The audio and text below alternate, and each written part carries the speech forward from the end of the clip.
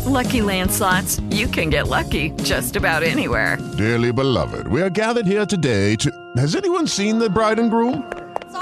Sorry, we're here. We were getting lucky in the limo and we lost track of time. No, Lucky Land Casino, with cash prizes that add up quicker than a guest registry. In that case, I pronounce you lucky. Play for free at LuckyLandSlots.com. Daily bonuses are waiting. No purchase necessary. Void where prohibited by law. 18+. Terms and conditions apply. See website for details. Welcome to the Having It All podcast, the show about what it takes to live an abundant, loving life. My name is Matthew Bivens, and each week I'm helping you get out of your head so that you can truly have it all. Let's do it.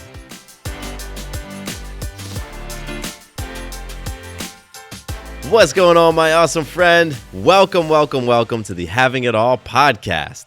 I am Matthew Bivens, your balanced lifestyle coach. I just want to start off by saying thank you for showing up, hanging out, and joining me for today's conversation. This has been an awesome week. This has been such a cool week. I've done an episode every day. I've dubbed it Having It All Week, and we've covered so many different things, all these different topics.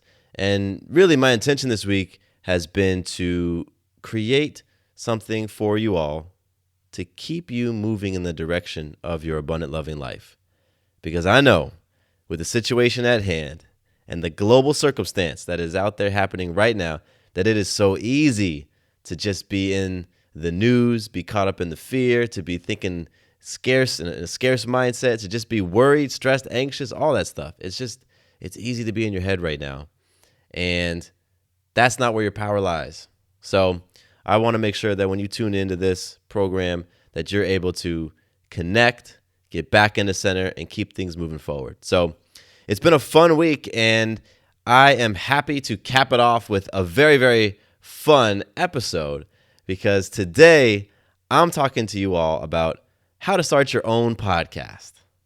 Yes, because I believe right now is such an awesome time to start a podcast. And not just because of, the time that you might have on your hands right now, but also because of where podcasting is in general. It is a beautiful time to launch a show because the wave of podcast popularity, momentum, and the amount of resources being pumped into the podcast industry, it's just growing. Like, this wave is nowhere near cresting, and we're at the beginning stages of it really starting to pick up steam. So this is an exceptional time to start a podcast. And today I'm going to walk you through a process. I'm going to share with you ways to get your idea and formulate it into something clear and powerful for yourself. And I'm just going to talk to you about so many cool things related to podcasting. So I'm very excited about that. We got to kick things off, though, with some magical moments. Magical moments. Those are those moments in life where you influence yourself, you influence another person, or you influence life itself in an empowering way. And I love talking about magic because it keeps me grounded. It keeps me in the space of remembering how powerful I actually am, right? Because anytime that you influence self, others in life, it's happening because of who you are being. It's happening because of your actions, how you're relating to things, or the thoughts that you're thinking. So I always just stress the importance of pausing, and reflecting on just one piece of magic that you've created. And so for today, my magic is what Sarah and I created last night, which was a beautiful, fun, sexy, intimate, just overall incredible date night. So this has been an interesting week work-wise in our household. At times it's felt really long, and it's definitely been more demanding than Sarah and I were anticipating. And so, we've had our ebbs and flows, those moments where we were feeling like powerful and present and energized, and those moments we were just feeling incredibly low. And so for us to really be intentional last night of carving out time, making the time to connect was so magical. It really was. And we had just this really beautiful, connected, like hour-long conversation just standing in the kitchen, sitting on the kitchen counter, kind of like, kids who are dating, just hanging out, had this really beautiful conversation. And then that led to us watching 2 episodes of that Netflix series that everyone's talking about, Tiger King. Yeah, we're all wrapped up in it too, just like the rest of the world. So we watched a couple episodes of Tiger King, and then we had some just total mind-blowing, needle-moving lovemaking. And that whole sequence, the whole evening that we created was absolutely magical, and it was created intentionally. And so that, to me, is magic, that we were able to influence ourselves to put that evening together, given all the circumstances going on. And it's a beautiful thing. So beautiful. So right now, if you're feeling inspired, go ahead and pause the episode and reflect on a piece of magic that you've created. How have you influenced self, others, in life in an empowering way? I'm telling you, as you practice this and as your magic muscle grows, you're going to start to realize how many incredible things are happening in your life all the time. And so truly, it is a habit that I recommend everybody add to their tool belt. Recognizing and acknowledging magic. So do that. And next, I'm going to talk about some listener love, because today's episode really has been put together in part thanks to some of you all. So I got to give a shout out to 4 people right now: Karen, Sasha, Hosa, and Mahesh. Thank all of you, I thank all of you for engaging with me over in the Facebook group and letting me know that if I put together a podcast episode, you would be very interested in listening to it. So thank you all so much. I appreciate that. And this might be part 1 of 2, maybe 3, who knows? Because I want you all to let me know if you'd like for me to do more episodes about podcasting, right? Because I've been doing this for such a long time, and I can go really, really deep into podcasting. And if that's something you're interested in, let me know. Maybe it's another episode I do, or maybe I do some sort of live thing over in the Facebook group, or some sort of webinar, something like that. So if that interests you, let me know, and I'll put it together. I absolutely will. So you can email me at matthew@matthewbivens.com, or you can hit me up on Instagram at Matthew_Bivens. And just let me know if you want to receive some more podcast topics, some podcast episodes. Okay, let's jump in, because I got a lot of stuff, and I'm going to do my very best to cover a whole lot of ground in this episode, in this conversation. But, really, truly, honestly, right now is such an awesome time to start a podcast. It really is. And I can rave about podcasting from a couple of perspectives. From a person who listens all the time. I listen to a lot of podcasts, mostly like entertainment shows, sports shows, things like that.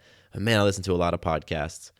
I have been helping people to launch podcasts for almost as long as I've been podcasting myself, because early on, I just connected with the magic of podcasting. And so I created a whole other side business where I consult with organizations and companies and entrepreneurs and help them launch. So I've launched so many shows that I haven't hosted myself.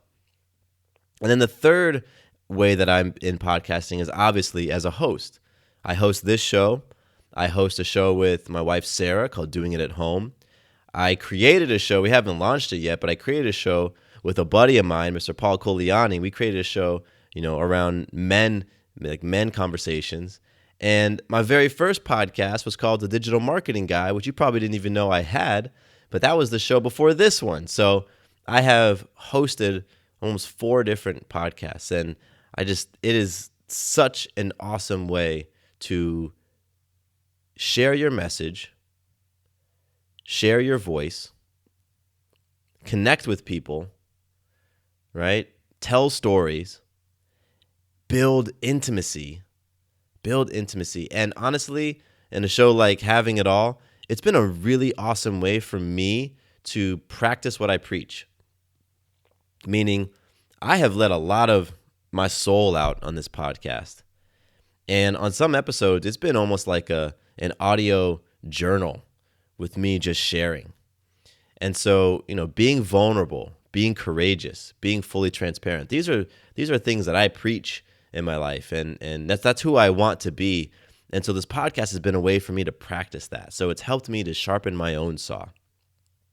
And I'm just so enamored in podcasting. And like I said before, it is such a great time to start a podcast. So I looked up a couple stats, and in April of 2020, we're in April right now, there are just over 900,000 podcasts. So that might sound like a lot. You might be thinking, 900,000? I had no idea there was that many podcasts. Well, this might put it into perspective, because right now there are over 600 million blogs. 600 million blogs. And so for a person who might be thinking of getting into podcasting from a business perspective to grow their brand or establish a brand, podcasting is definitely where you want to be. These waters are far less crowded than the blogosphere or YouTube, for that matter. There are so many YouTube channels and so many YouTube videos being uploaded daily, and all of those are competing for people's attention. So podcasting, even though it has 900K shows out there, that's not that many. And, as you're going to learn in a little bit, so many of those shows do not last. The hosts, they do what's called pod fade. Those shows fade away after a handful of episodes. And I'm going to talk to you about why that happens, so that if you launch a show, you won't find yourself in the same boat. So I think I've made the case for why you should really be considering getting into podcast. And here's what I'm going to be covering today. I've talked to you a little bit about how podcasting has, my affinity for it, but I'm going to share a little bit about how it's actually shifted and impacted my life. Then I'm going to get into some myths, because there's a lot of myths out there about what it takes to start a show. After that, I'm going to go into the process of what it takes to launch a podcast.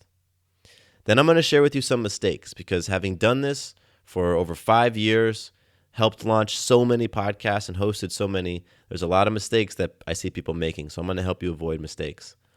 Then I'm going to give you a couple of pro tips from my experience, and then we're going to wrap this sucker up. All right? So podcasting, my story in getting involved in podcasts, I'll share it really quickly. Back in 2015 now, I was heavy in doing blogs and creating video content and other social media content. My business partner and I had just finished writing a book, and he approached me with another project, and he said, "Hey, I think we should consider launching a podcast." At that time, the only podcasts I was aware of were NPR shows like This American Life.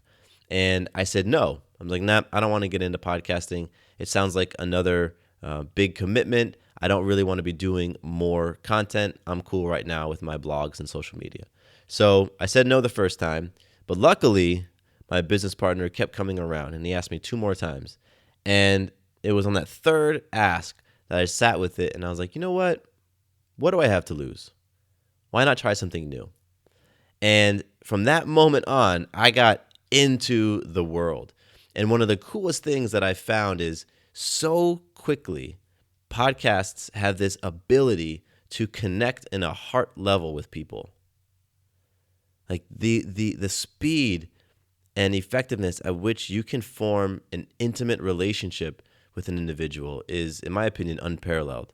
There's been no other medium that allows for that.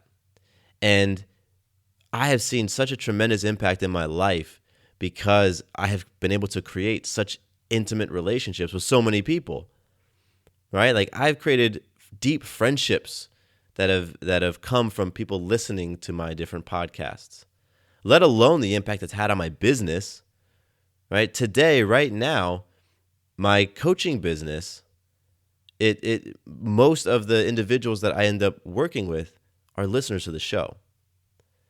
And so with this podcast, people get to know, like, and trust me, and then we can go and create a coaching engagement together.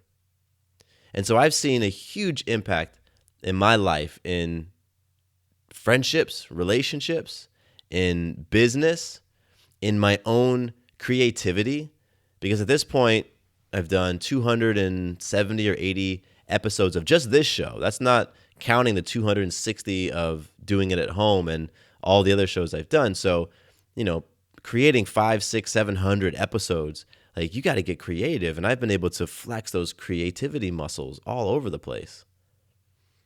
It's also helped me to become a better speaker.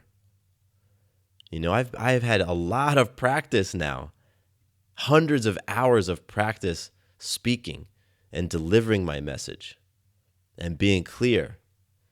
Even though I'm not always concise. That's one area that I'm like, you know what? There might be some opportunity there, but it's cool. I like to talk. And I've been able to hone those skills here through podcasting.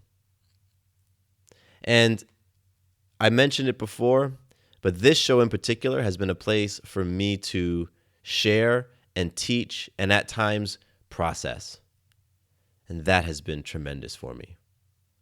So personally, podcasting has changed my life in so many ways. It has touched just about everything that I do. I never imagined myself being invited to Emory University to speak on birth. Like, what is that? Or, going to Target and walking down the aisles and having people come up and say, oh my gosh, I listened to your guys' show.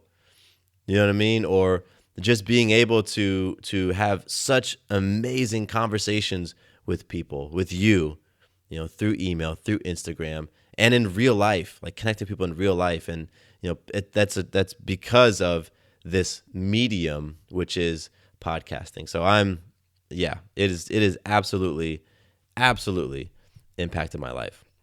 Hello, it is Ryan, and I was on a flight the other day playing one of my favorite social spin slot games on ChumbaCasino.com. I looked over at the person sitting next to me, and you know what they were doing? They were also playing Chumba Casino. Coincidence? I think not. Everybody's loving having fun with it. Chumba Casino is home to hundreds of casino-style games that you can play for free anytime, anywhere, even at 30,000 feet. So sign up now at ChumbaCasino.com to claim your free welcome bonus. That's ChumbaCasino.com and live the Chumba life. No purchase necessary. VGW. Void were prohibited by law. See terms and conditions. 18+. It is Ryan here, and I have a question for you. What do you do when you win? Like, are you a fist pumper, a woohooer, a hand clapper, a high fiver? I kind of like the high five, but if you want to hone in on those winning moves, check out Chumba Casino. At ChumbaCasino.com, choose from hundreds of social casino-style games for your chance to redeem serious cash prizes. There are new game releases weekly, plus free daily bonuses, so don't wait. Start having the most fun ever at ChumbaCasino.com. No purchase necessary. VGW. Void were prohibited by law. See terms and conditions. 18+. So let's talk a little bit about some of the myths, because you might be feeling inspired and ready to rock and roll. But then you might have these things in your mind that are like, all right, well, podcasting is like really hard, isn't it? Like, it's hard, or it's super expensive. So there's a couple of big myths that I hear all the time. By the way, before I jump into myths, I'm going to be putting on the episode page for this episode, I'm going to be putting the presentation that I deliver for businesses on podcasting, and I'm going to be putting up there a free PDF with these podcasting mistakes. So if you want to take this to the next level, go to my website and you can get the free presentation and the free PDF. So go to MatthewBivens.com/startapodcast. MatthewBivens.com/startapodcast, and you can get all the free stuff there. Okay. So the first myth that I hear a lot is podcasting is way too technical for me. When it comes to creating audio content or even video content, a lot of people think that you got to have this elaborate setup, multiple monitors, soundboards, mics, and just like plugins and all the stuff. And that's not really the case at all. Right now, I'm talking to you via a USB microphone that plugs directly into my MacBook computer, or my Mac Mini. And that's it. I've got one main piece of gear. Oh, I'm wearing some headphones too. Some over-the-ear, like noise-canceling headphones. So this mic cost me about $75, and even though it's discontinued, the new model that replaced it is about $100. And I'll talk to you about that gear in a minute. But podcasting is not technical. And, in 2020, there are so many resources out there for helping you to get your podcast off the ground. from an editing standpoint, from different hosts, and all sorts of cool things. So podcasting really does not require a whole lot. And whenever I'm working with a new client, the setup that I share with them to grab is, like $150. And that gets you rocking and rolling. So podcasting is not very technical. It's also not super expensive. Like I just mentioned, you can get a solid, basic entry-level podcasting setup for like $150. And by setup, I mean the different pieces of equipment. So you'll use a microphone, like I'm talking right now. There's a couple of little attachments for your microphone. One's called a windscreen. One's called a pop filter. They're like $2 a piece. Then you want a pair of headphones. And sometimes, depending on the show, you might have a portable recorder, because I am plugged into my computer right now. But on some shows, you want to be able to go and be mobile. And so you can get a portable recorder, which might be, $100, $200. It's optional. You don't even need that at all. So the costs of launching a podcast are typically less than $200. And you can even cut that down even more. You could probably get it for less than $100, right? There are ongoing costs for launching a podcast. The two big ones are hosting. Where are your audio files going to live? Wherever they live, that's your host. And then editing. How are you going to take this raw piece of audio and then add the music, add the introductions, cut out any mistakes? That is done in editing. Hosting costs you anywhere from $10, $20, $25 per month. Editing could be anywhere from $10, $20, $50 per episode, depending on which direction you go. And you can also do editing for free. I've been doing my editing for free since day one. I've been doing it myself since day one. And so the only thing that it costs me is my time. So, the big myth is that podcasting is super expensive. Part of that is because people think it's very technical and you need all this big setup. Like if you ever walked into or seen a picture of a recording studio or a radio station, it looks like there's a whole bunch of stuff. That's not the case with podcasting. You just need a simple mic and that's it.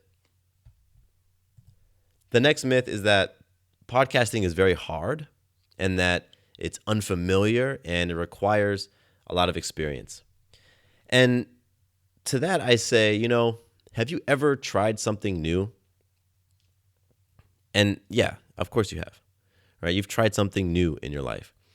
At the beginning of that new thing, how often were you 100% proficient and excellent at it? Very, very rarely do you start something brand new and you're just amazing at it. It takes a little bit of time to acquire the skill. Now, podcasting is no different. The skills you need to be effective at podcasting are skills that you can absolutely acquire quickly, right? And it just requires you putting in a little bit of practice. But it's like everything else. As you put in a little practice, you get better, you become more confident, you become more excited about what you can now do. Your abilities go up and your quality keeps getting better and better and better. If you went and listened back to the beginning episodes of this show, now 4 years old, I think the episodes today are way better than the episodes back then, but I keep them all in there because even 4 years ago, I was kicking it super real and being as honest and authentic as I possibly could. So even though I've improved as a speaker and as a host and as, a content creator, I'm still keeping those episodes in there, right? I like seeing my evolution and they're really quality episodes. So, podcasting is like anything else. It just requires a little bit of practice, and you get it as you put in the reps. So those are some of the big myths that I hear people say and talk about. And, again, they're just myths. Podcasting is not technical. It's not super technical at all. It's not super expensive. And even though it might be new, you'll get over the learning curve fast. So now I want to talk to you a little bit about I want to get into the process. How does a person actually, get into launching a show? And I think the best place to start is how does podcasting actually work? How does my voice that I'm recording here at my home end up on Apple Podcasts or Google or Spotify or Stitcher. And I'm not going to get super, I don't want to use the word technical, but I'm not going to get too technical in this, but I just want to kind of give you a 10,000 foot view as to how it works. So I record my voice at home on my computer, and I save the file onto my computer as an MP3 file, and then I edit that file. And when I'm editing, what I'm doing is I'm adding my introduction music, the music you first heard when you hit play. I'm adding that intro music plus the pre-recorded introduction, the same intro you hear every single week. I add that to the beginning of my recording.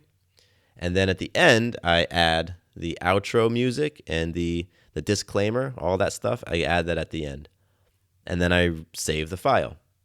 So then I have this second file, right? The first audio file was just the raw, my raw voice. The second audio file is the final edited file with the music and all that great stuff in it.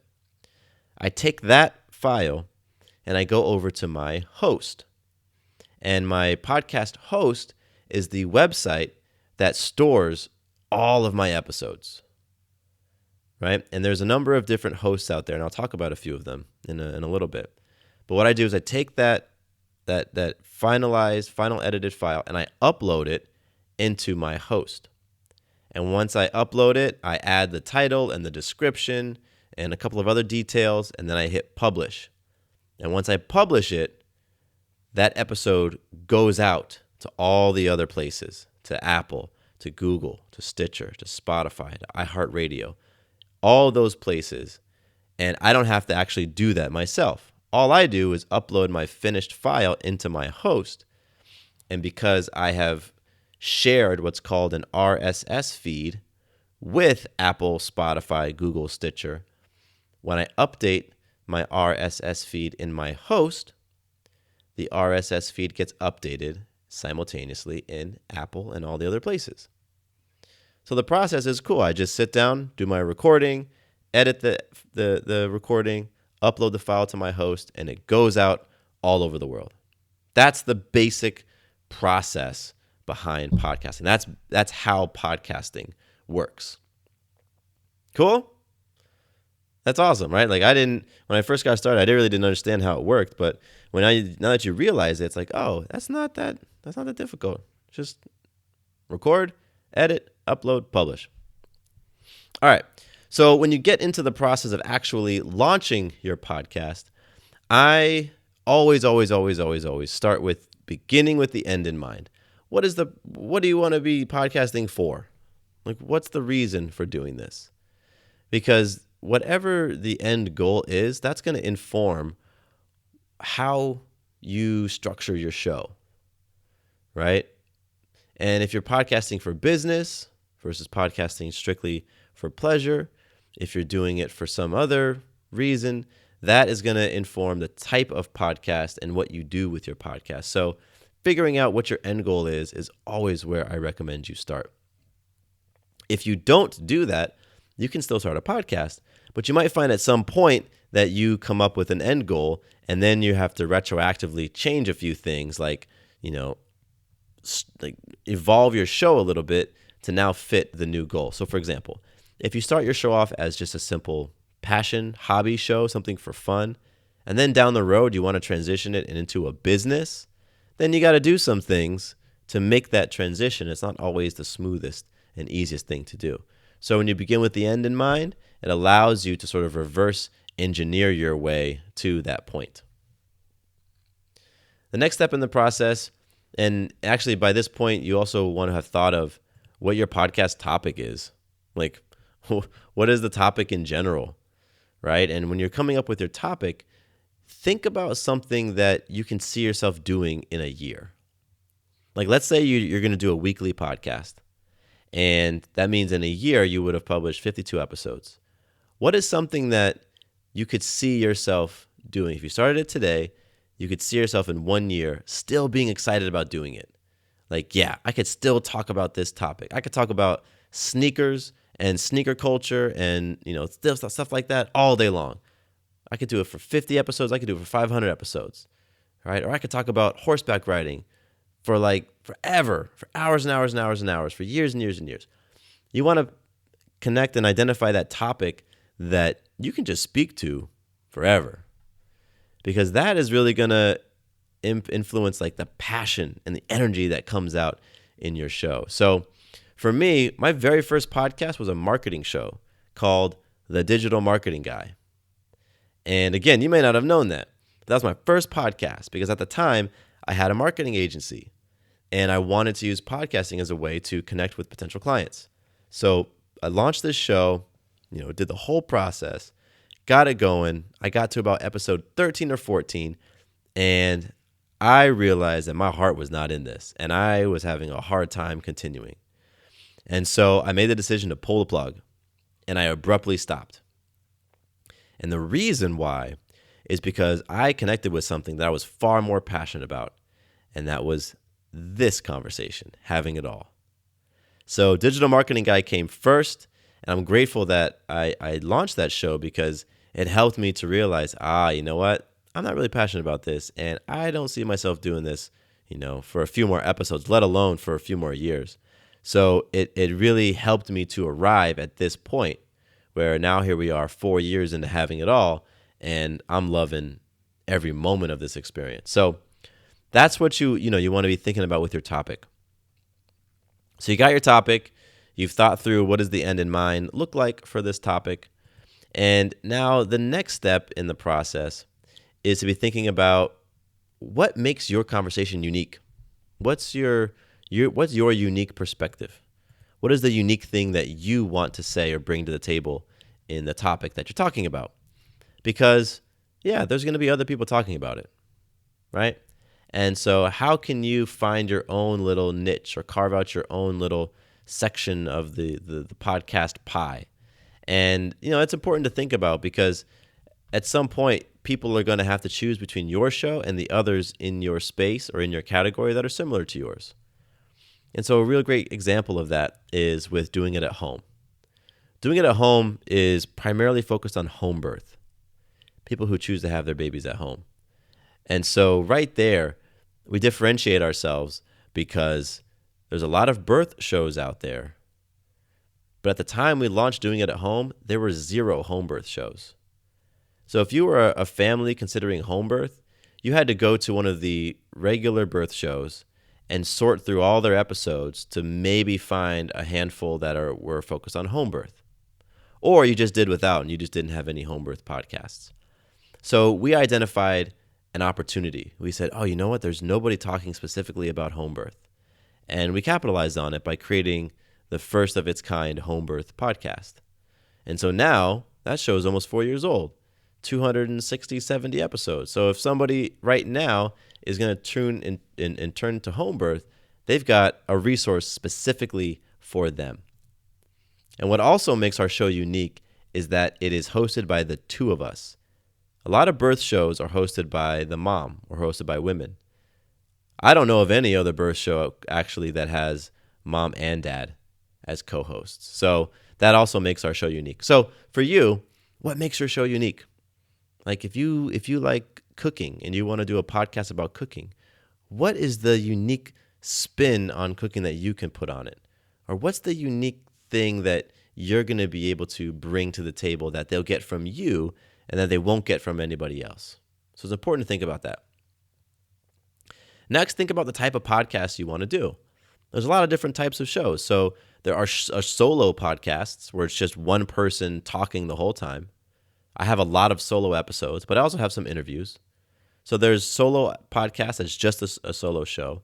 Then there's interview shows, of course. There's a ton of interview podcasts out there. It's super popular to do interviews, which is great. Then there's podcasts that are sort of like a panel discussion, like multiple people, sort of like an interview, but you just have multiple guests or co-hosts. Then there are storytelling podcasts. If you've heard of Lore or Startup, those are like storytelling shows. I just listened to one called We Crash. It was about that company called WeWork, and it was like a storytelling podcast. Then there's like hybrid shows, right? Where you have a little bit of this, a little bit of that. That's what Having It All is. That's what Doing It at Home is. It's like a hybrid show. So what type of show do you want, right? Think about that. Right? Again, begin with the end in mind. Do you see yourself potentially doing some interviews? Or do you see yourself just wanting to talk with, by yourself, solo, or maybe you and a co-host, right? Or maybe it's like a hybrid. What do you see for yourself in terms of the type of podcast? Next up, you want to start thinking about who your ideal listener is. Who is the person that you want to listen to your show, right? Who are you speaking to, and who do you want to attract to your podcast? Those are sometimes called personas or avatars. And it's basically this fictional representation of your ideal listener. And you want to understand a few things about them. You want to know their demographic information. You want to know, like, what's their age, how much, what part of the country do they live in. And actually, this sort of depends, the demographics that you want to have clear in your mind. It really depends on the type of show. Like for me, for example, I don't really care where you live because my show reaches everybody. This is not a location dependent show. But if I was to be talking to, black business owners in Atlanta, then my audience are people who are from Atlanta, and I'm going to be, targeting my content towards them. So when you're thinking about who it is you want to connect with and who do you want to speak to, you're thinking about the demographics that make sense for your show. And then you're thinking about some of their psychographics. Like, what are the things that they want to accomplish? What are their goals? What are their challenges? What are their big pain points that they're experiencing that you are going to have a solution to? What keeps them up at night? And I like to ask this question always. It's like, if you had a magic wand and you could solve the biggest problem for your target audience, what problem would they want you to solve? And so the reason you want to know these things is because it's going to inform your content. It's going to inform, how you deliver your message and, what the message is. It's going to inform so many things about your show, because when you're creating a podcast, you're creating it for your listener. Yes, there are aspects of podcasting that, are beneficial to you. But if you only focus on you and you don't think about the listener, you won't connect with on as deep of a level as you could with the people who are going to tune into your show. So think about, who is this person that is going to be listening to your podcast? So the next step in the process, now you've got your topic, like what the niche is or what you're going to be focusing on. You have an idea as to what makes you unique, what's your unique spin on it, the type of show you're going to be doing, who you're listening or who you're speaking to. The next step is to come up with some topics, right? Like, what do you want to talk about? What are some specific episode topics? And to start thinking in terms of where they're going to be, in terms of like how you're going to release or when you're going to release them. Like, what's the calendar for these topics? And so, again, when you're coming up with your topics, you refer back to your persona. And you look at like what are the triggers of the person who is listening to my show, right? If I had a UFO conspiracy podcast, right, then I might be thinking about what is it that the person listening to my show really wants. Well, they want to understand what's truly going out there, and and what the government isn't telling us, and what some of the leading theories are, and ways that they can prepare themselves if something were to happen and the aliens come. You know what I mean? Like, you got to put yourself in the mind of that person. And then from there, the different topics start to become clear as you're looking at, what are those pain points for their persona? Look at some of the different things that you're seeing that are trending out there. What do you already know is being talked about, right? And if you have any sort of data, maybe you have a Facebook group, or maybe you have a blog and you're considering creating a podcast for your brand and you already have your blog. Well, then go to your blog and look at what are the most popular blog articles that you've written. Whatever the most popular blog articles are, turn those into podcast episodes.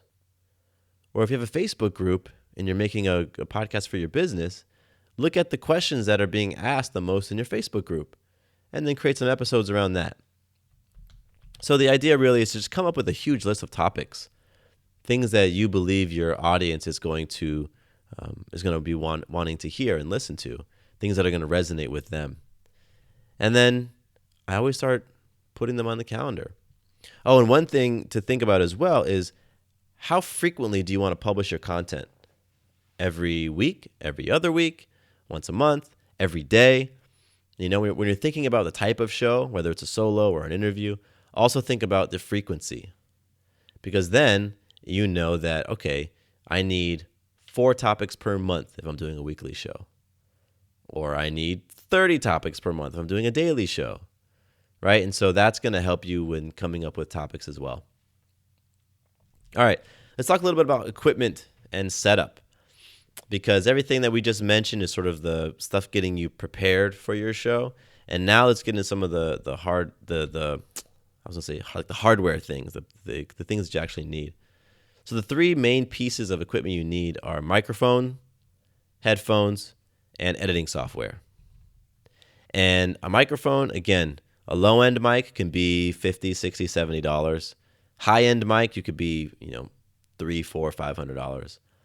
For the headphones, low-end, you can just use iPhone headphones if you wanted to edit. Like, you could, for sure.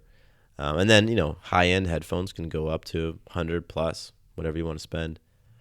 And I also use a mount. So this, the microphone that I'm using, it came with a small, like a plastic mount, so that you could like a stand, like a microphone stand.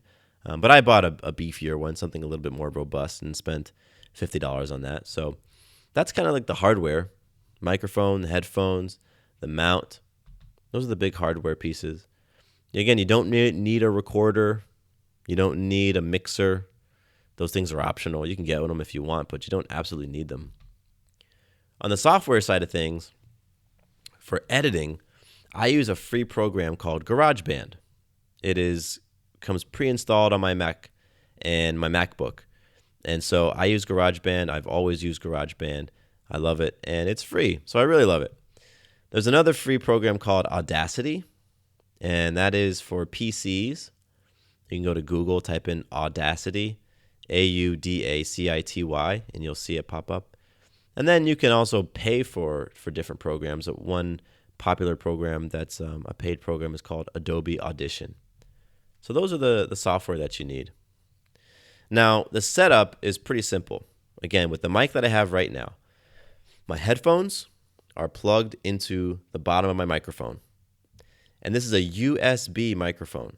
So there's a cord that's plugged into my mic that plugs into the USB on my computer. So I literally have headphones into mic into computer. And that's the setup I'm using right now as I'm recording this. If I were to say record in my car, or maybe I wanted to record when I was walking, it would be headphones into mic, and then mic into portable MP3 recorder, right? Or my portable device. If I wanted to use my mixer, I've got one. I'm looking at it here on the side. I'm looking at like a tangle of wires because audio engineering is not my thing, and I still have not figured out how to fully use this mixer. But if I were to use it, my headphones would probably go into the mixer, my mic would go into the mixer, and then my mixer would be connected to my computer. But again, that's a little more complicated, and for a beginner setup, you don't need that. So that's your basic setup right there. Next step in the process is to identify your music and to create your podcast cover art, create your little graphic. So there's a number of different places to get music from, and there's different types of music. You can get royalty-free music. That's music where you pay for a license. It's like a song somebody else makes, and you can essentially buy it, pay for a license to use it. Then there's Creative Commons music. That's free music, but you have to give credit to the person who created it. And then there's public domain music. That's like music that's just out in the public domain that anybody can use. I use what's called royalty-free. This was the first option I mentioned. So there's a couple of websites you can go to, and they have a whole bunch of music, and you can purchase a license to use it. And so I've done that with all the shows that I've produced. Royalty-free music. I spend, $30-$40 on a song, and then it's my song to use in my podcast, and I can edit and chop it up and do whatever I want to it. So that's how I get my music. And actually, one of the folks that I helped launch her show, they were on Monday's episode, Bill and Nancy Jameson from Sex, Money, and Real Estate. They used a song from a group out there that are friends of ours, 3D The Boss. They make some really cool pop music, like cardio pop music, super empowering, really awesome messages. And Bill and Nancy used their music in their podcast. So you could always make your own, right? Or if you have access to musicians, you could have them make some music for you. I'm not going to go over the websites.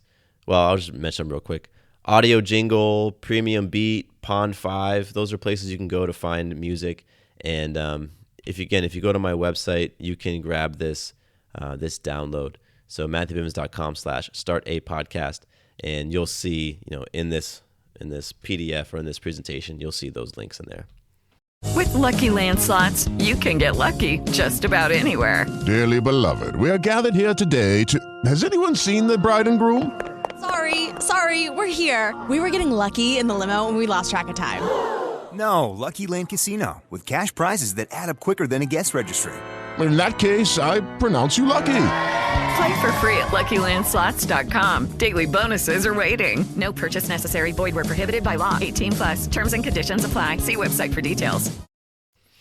All right, so for your podcast graphic, first thing that I always do is that when I'm coming up with a new show, if I don't have an idea immediately in my head, like this is exactly what the music is going to look like, or the graphic is going to look like, then I just go to iTunes, or right now it's called Apple Podcasts. I go to Apple Podcasts and I kind of search around and see what other people are doing and see if any ideas pop out. Once I have an idea, I typically go to Canva, Canva. Canva is a place where you can create graphics. You can create graphics on Canva. And so I have created almost all of my podcast graphics myself. So it's free if you do it for yourself, right? So if you create your own using Canva or maybe Photoshop, then graphics are free. You can also go to Fiverr. I have a client who has gone to Fiverr to get all her podcast logos made, and she gets them made for $5. So that's Fiverr. Then there's other places you can go. 99 Designs is one spot. It's a design website, and it's a little bit more expensive. And Upwork.com, it's where freelancers are. You can hire a graphic designer to do whatever you want. So, you can get your graphic either on the free side of the spectrum or on the paid side of the spectrum, whatever you want. So by now you've got your music and your graphic, you're going to talk about, who you're talking to, what makes your show unique, you have a topic that you really dig. Now it's time to get recording. And so at this point, I always recommend doing a number of test episodes until you feel comfortable. So get behind the mic, pick one of your topics, and record with zero intention of publishing it. Zero. And do that as many times as you need until you're feeling comfortable with it. And some people that's 1 or 2 episodes, some people that's 10. But whatever you need, just record and do some trials and kind of get those jitters out. So then when you sit down behind the mic to do a real recording, you want to make sure of a couple things. And I can't tell you, I think every podcaster who's been doing it for a long time has done an entire episode and forgotten to hit record. Yeah. It's one of those terrible things. You're like, oh no. I actually was being interviewed, and we did a 30-minute interview. At the end of it, the guy realized he never hit record. So that was interesting. And the way to avoid that experience is to have a pre-record checklist, which I have in the presentation. So you can see it in there, and just make sure that you do these things before you hit record that can ensure that you get an actual recording that you can actually use. So with editing, I'm going to go over this real quick. You can do editing yourself, and it's free if you do it yourself, or you can hire somebody. And again, it could be 10, 15, 20, 30, $50 per episode, really, whatever. There might be some bells and whistles that go along with that on the higher end of things. And in terms of editing time, again, you can go very, very minimal editing, which is what I do, very little editing, to full-blown, we're going to comb through the entire episode and pull out all little mistakes, all ums, uhs, ands, all that stuff, and pull it all out. So your editing time could be 30 minutes for a show like mine, where it's just getting things up there, trimming, adding music, yada, yada. Or it could be 10 plus hours, which is like an NPR show. It's all up to you. It's all up to you and what you're trying to do with your podcast. All right, let's talk a little bit about hosting. I mentioned hosting early on when I kind of went through how podcasting works.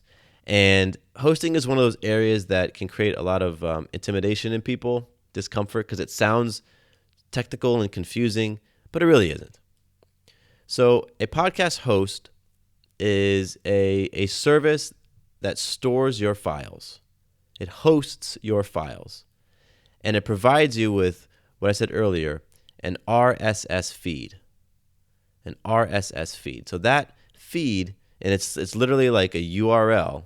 You can copy and paste it in your browser. When you open it up, it just looks like a whole bunch of code.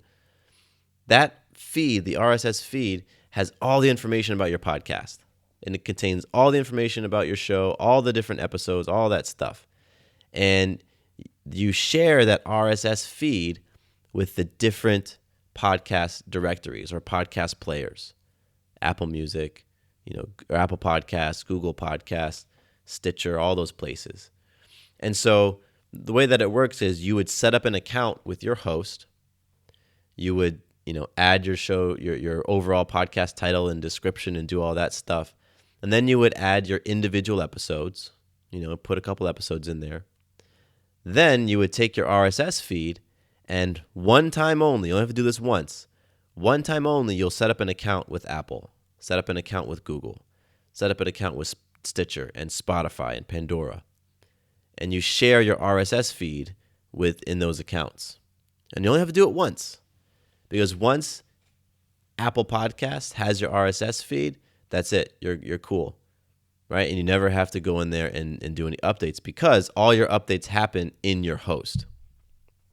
So that's what's really awesome about these hosting services. And, they store all your episodes. If you ever have to edit anything, it's right there. And they give you stats so you can see how many downloads you're receiving, where they're coming from, what device they are on.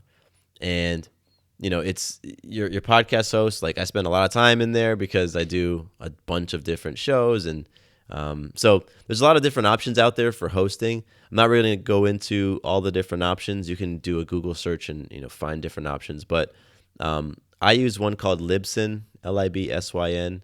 At the time of recording this in April of 2020, I'm looking into another one for a client of mine called Buzzsprout. And I've heard some pretty cool things about Buzzsprout.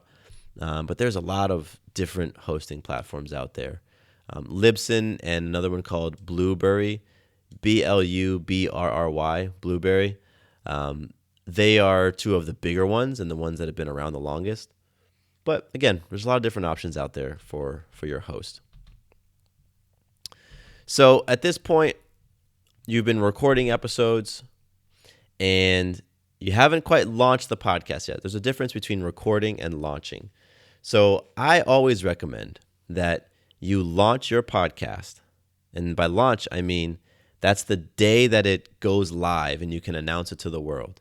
I recommend that you announce your podcast and it goes live once you have 1 month worth of episodes finished. And I have this strategic way that I launch a podcast. I launch it with 3 episodes on the day that it goes live. So let's say that I said, all right, Having It All is going to go live. I'm going to officially announce that the podcast is live on January 1. So on January 1, I would publish 3 episodes of Having It All. And let's say I determined that Having It All was going to be a weekly show. So on January 1, the world is introduced to Having It All, and there are 3 episodes to listen to. Then, 2 days later, I would just drop 2 more episodes. So now there's 5 episodes within the first week. Then I would wait. And the next week, I would start publishing on the day of the week that I established. So for this show, it's Tuesdays. So then I would start on week 2, I would do my 1 episode on a Tuesday. And then I would wait a week. And then I'd do another episode on a Tuesday. And I would wait a week and do a final episode on a Tuesday for that first month. So that means there's 8 episodes in 1 month. Therefore, before you launch, you want to have a month worth of content complete, that means you want to have 8 episodes complete.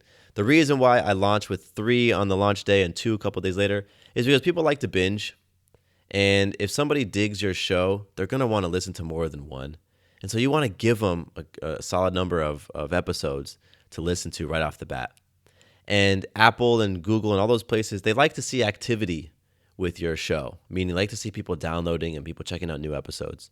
So that's why I do 3 on the launch day and then 2 days later, just to keep the activity happening with your podcast. So it kind of signals to those different directories that, hey, there's something cool happening with this show. Maybe we should, look at it or consider bumping it up the charts, stuff like that.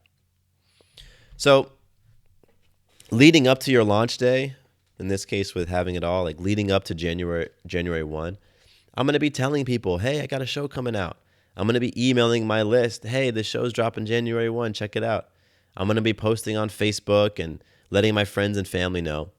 And then on the day that it launches, I'm going to literally go and ask my friends and family, hey, will you go rate and review and subscribe to this show? And, you might get a little direct, like asking for those subscriptions and ratings and reviews. But what it does is, as you gain more subscribers, that's another signal to Apple and Google that your show is popular and gaining popularity. And they want to feature and highlight popular shows. So if Google Podcast is seeing that more and more folks are subscribing to your podcast, then they're going to consider featuring your show, because in every category, Google or Apple, whoever it is, it shows the top podcasts in that category. So right now, if you're on your iPhone, you can open it up and look at the top podcasts in health, for example, or top podcasts in kids and family. And so you can make it to those lists, and nobody knows exactly what the special formula is. Is it likes, or is it downloads? Is it subscriptions? Is it rate? Nobody knows exactly, because those companies keep that close to the chest. I'm not trying to let everybody know. But one of the things that definitely impacts it is having folks subscribe and having people listen regularly. So I always recommend having a great, promotion plan leading up to the launch, and then a great plan on the day of the launch as well to get that excitement up. So, at this point, you got your show rocking and rolling, and people want to always know, like, all right, how does this thing grow? Like, what's the secret? What do I need to be doing? And I tell them, you know what? There's no real secret formula. You got to make sure that you're doing the right things, all the stuff that I just outlined in this process. You got to make sure you're being consistent. Remember, so many people pod fade. That's when shows just, peter out after a period of time. That's what happened to Digital Marketing Guy. I just quit it. I was like, I was done. But that was a reason, because I wasn't feeling it. But a lot of shows will just not be consistent, and slowly over time they go away. So the secret formula really is just making sure you're doing the right things by creating content that you know and believe your audience is really going to enjoy, by being consistent, by being patient. You got to be patient. There's no overnight success in anything.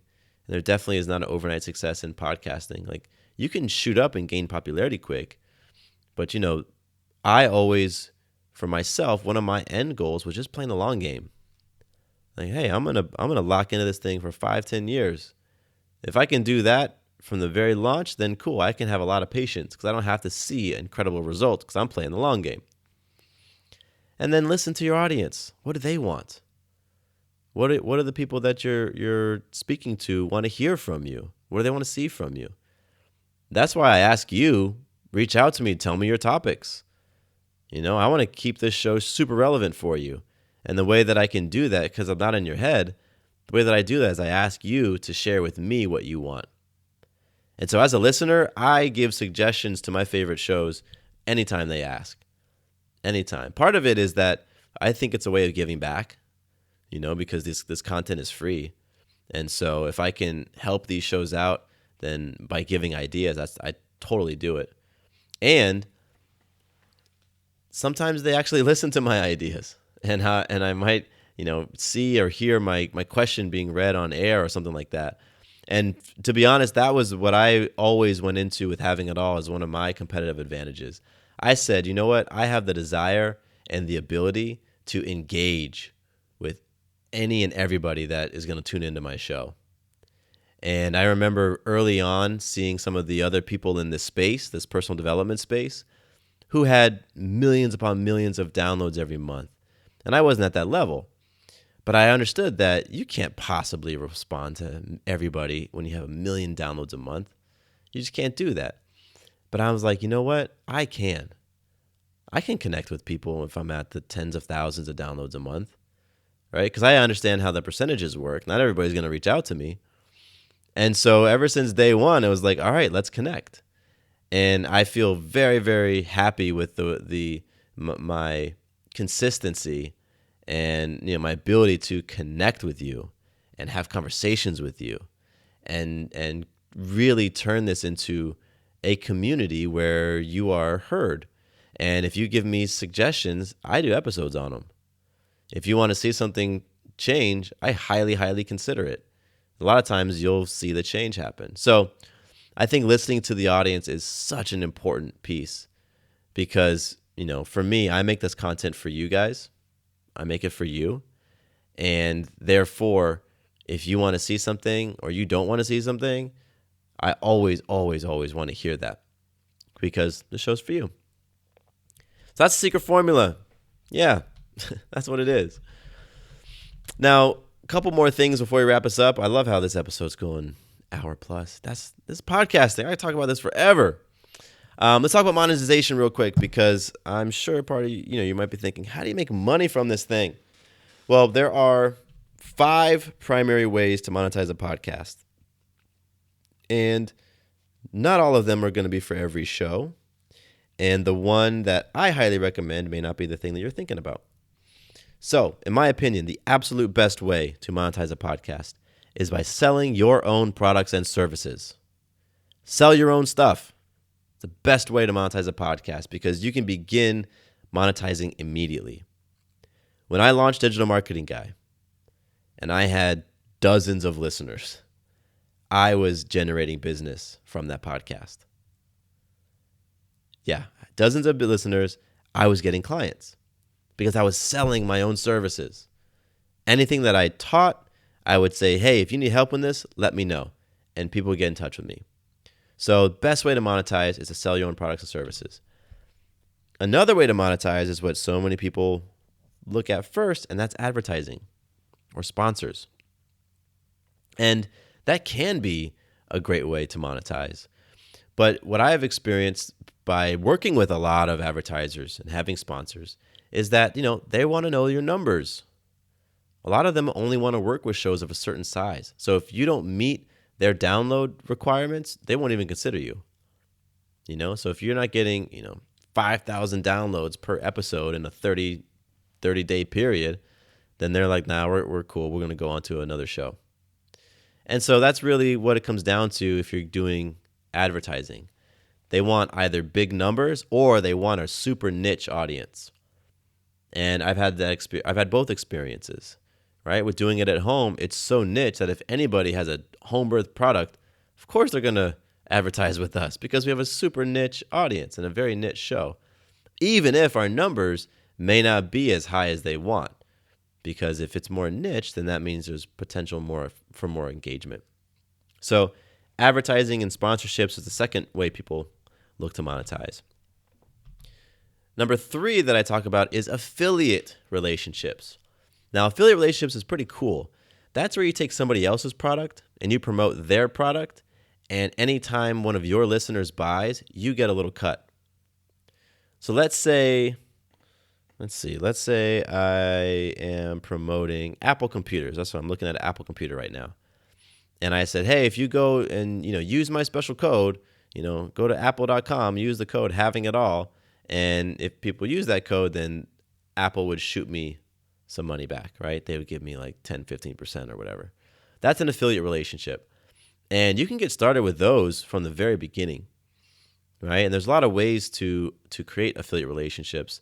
There are websites out there like affiliate marketplaces where companies put up their products and say, hey, go sell this. If you sell this, we're going to give you a cut. And so you can just go on there and check them out. Or you can do what Sarah and I have done and just create some great relationships with people who have cool stuff to sell and promote it. So on Doing It at Home, we've had several guests who have online courses or different products that help pregnant women. And so we are their affiliates, and we might shout out so-and-so's course, and if any of our listeners buy their course, we get a cut.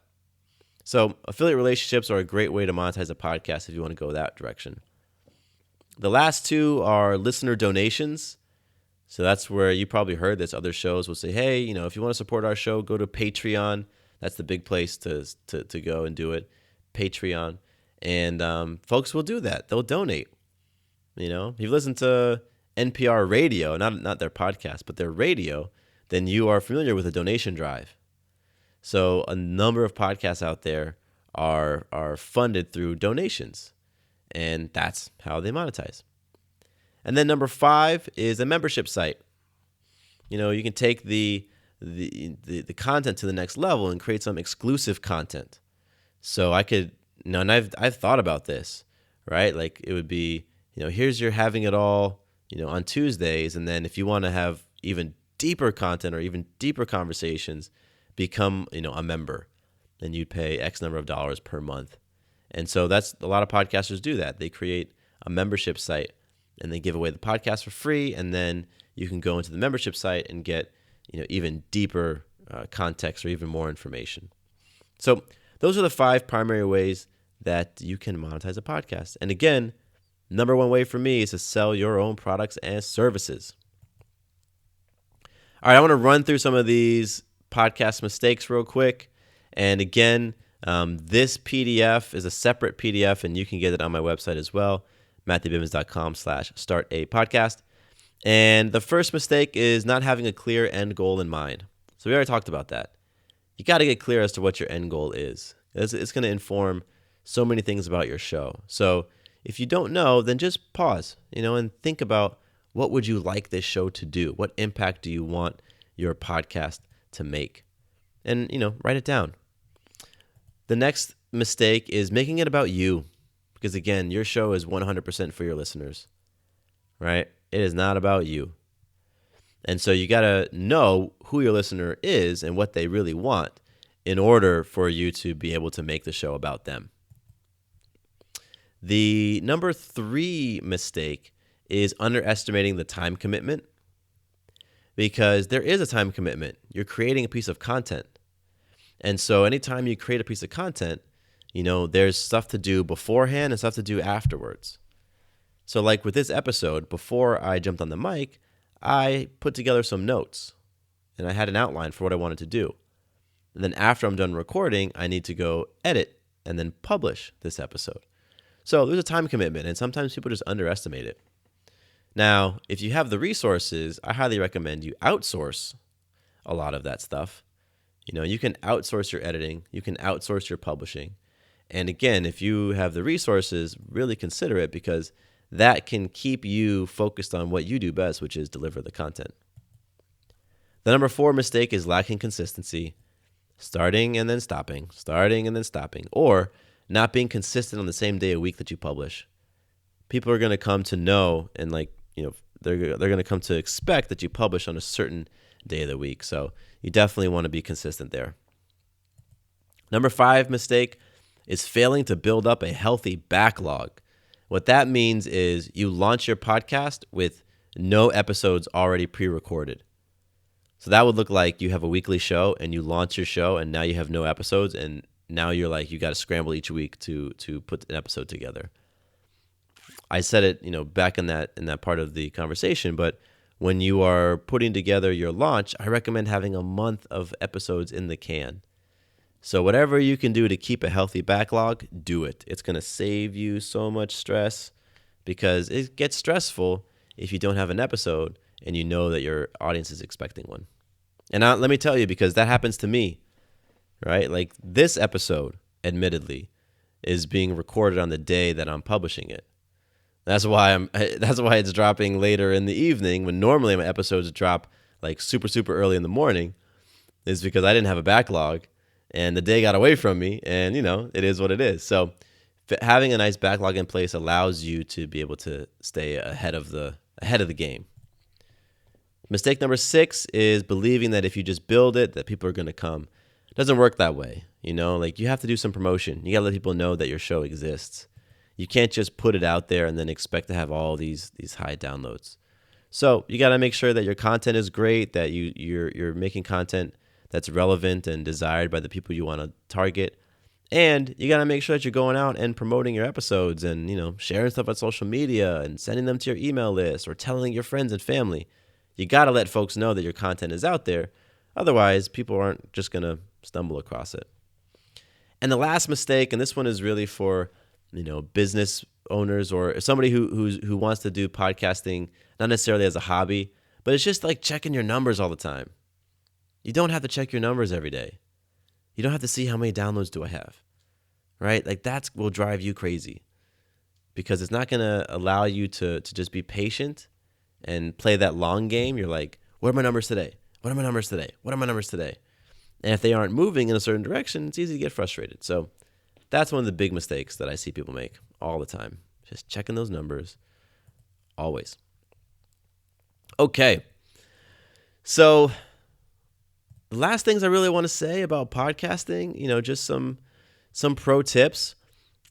I like to approach podcasting with this, what I call the repurposing state of mind. So how can I get more out of my podcast content? And especially if you're doing this for business as a way to support your organization or your business, you want to repurpose this content. So that means if you publish a podcast, how can you turn that podcast into a video? How can you turn that podcast into a blog? How can you turn that into, 5 or 10 different social media audio clips that you can use over the course of a week or a month? You want to take that one piece of content and turn it into as many different things as you possibly can. That is having a repurposing frame of mind. And when you have that, it really does help your show go further. It helps you to have more touch points with your potential audience, more ways for people to engage, and it can help with growth. There's a lot of shows out there that have done this, by the way. I mentioned Lore. That's kind of like a scary story, like a true scary story podcast. Well, I believe they created a book, but I know they created a TV show because I watched it. So they repurposed their podcast into a TV show. There's also a lot of podcasts that have turned their podcast into a book. So they repurposed interviews and turned it into a book. So that's how you do it if you're being smart. You can also use your podcast as a way to connect with people you really want to connect with. So if it's in business, you can use it as like a foot in the door. Maybe in your business, you work with, C-suite executives. So you start a podcast where you're interviewing C-suite executives, and now you have a foot in the door. You can say, hey, so-and-so, why don't you come on my show and let's do an interview? And then boom, right there, you are now in communication with that person. You could potentially make a relationship with them. So that's one of like the more savvy ways to use a podcast to connect with people that you really want to connect with. Another tip that I like to say is something that I do, and that's give away your secret sauce for free. Right? A lot of businesses, they don't want to give away the secret sauce. Like Coca-Cola doesn't want to give away their recipe. Everybody will copy it. But in the world of content and information, content marketing, give it away. Give it away. Because ultimately, people are going to pay you not for what you do. They're paying you for what you know. I could tell you, and this is so relevant for this show. I can tell you the steps to go and create your abundant loving life. I can tell you every single step to having it all.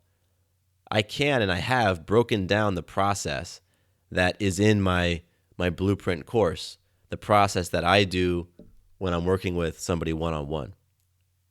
But there's a big difference between having that information and then knowing how to use it, or having somebody work with you to utilize it and get the most from it.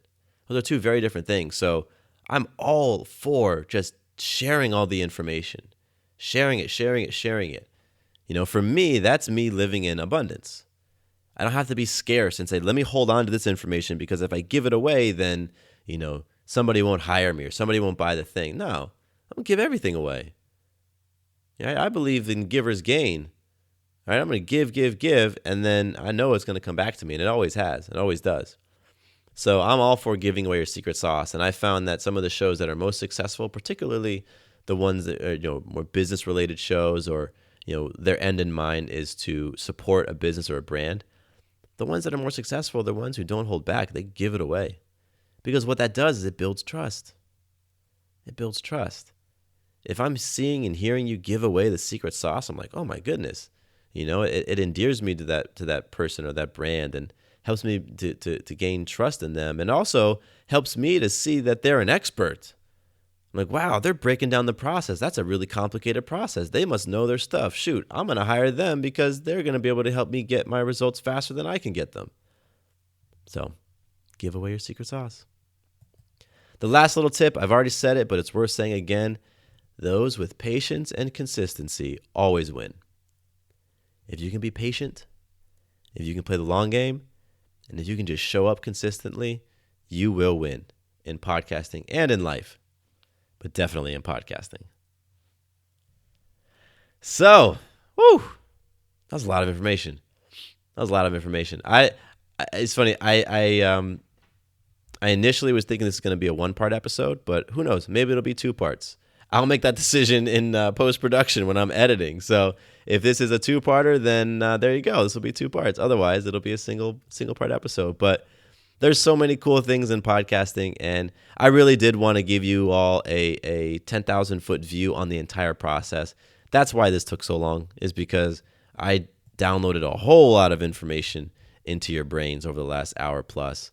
But podcasting really, it's worth sitting down and thinking through those different things and doing the planning and all that. It is so worth it, because the feeling of having a show that people tune into and folks are excited to listen to you, that is the coolest thing in the world. It is the coolest feeling in the world. And I love it so much. I am such a fan of creating podcasts, to the point where I have to stop myself from developing brand new show ideas. I was flirting with doing a show for fathers, and I'm like, I got enough cool things I'm working on. I don't know if I can do another one. But that's just how much I enjoy getting behind a mic, sharing stories, speaking my voice, opening up, having cool conversations. It's just so fulfilling and so rewarding. And I am very grateful that my business partner, Jim, introduced me to podcasts. So Jim, if you're listening, man, thank you so much. You absolutely, introduced me to something that has changed my life 110% and has allowed me to have some really, really incredible conversations, really tremendous opportunities. And, it's beautiful. So if you want more podcast information, if you want me to do another episode or a live stream or a webinar or whatever, let me know. I would love to do that. Email me at matthew@matthewbivens.com or go to Instagram, Matthew_Bivens, and just let me know, hey, this is what I would like to learn. Or if you have some specific questions, let me know what your specific questions are, and I might even do a follow-up that's just podcast Q&A, right? Whatever it is, I'm here for you. I want to serve and just continue to provide value. All right, everybody. Oh, and lastly, again, this is a great time right now. It's April 3rd, 2020. We're probably going to be on the stay-at-home order through the end of the month. So you got a month to work on launching a show. And that was another reason. That's why I wanted to talk about this at the end of Having It All Week, because whatever is on your mind, whatever your passion is, whatever it is, you have a chance to flex that and exercise that and express that right now, right? And a podcast is a really tremendous way to do that. So I highly, highly, highly consider you, or recommend that you consider doing a podcast. So, okay, this has been a lot of fun. I'm going to go hang out with my queen and relax a little bit and just soak it all up. Be present and grateful for everything. I'm very grateful for you and appreciate you hanging out with me tonight. My name is Matthew Bivens, and here is to you having it all. Quick note about the Having It All podcast. I am not a doctor nor a licensed therapist. I'm a guy with a story and a passion for conscious conversation. My thoughts, opinions, and beliefs are my own. So please consult with your doctor or healthcare provider regarding any questions or issues you have related to your personal physical or mental health. It is Ryan here, and I have a question for you. What do you do when you win? Like, are you a fist pumper, a woohooer, a hand clapper, a high fiver? I kind of like the high five, but if you want to hone in on those winning moves, check out Chumba Casino. At ChumbaCasino.com, choose from hundreds of social casino-style games for your chance to redeem serious cash prizes. There are new game releases weekly, plus free daily bonuses, so don't wait. Start having the most fun ever at ChumbaCasino.com. No purchase necessary. VGW Group. Void where prohibited by law. See terms and conditions. 18+.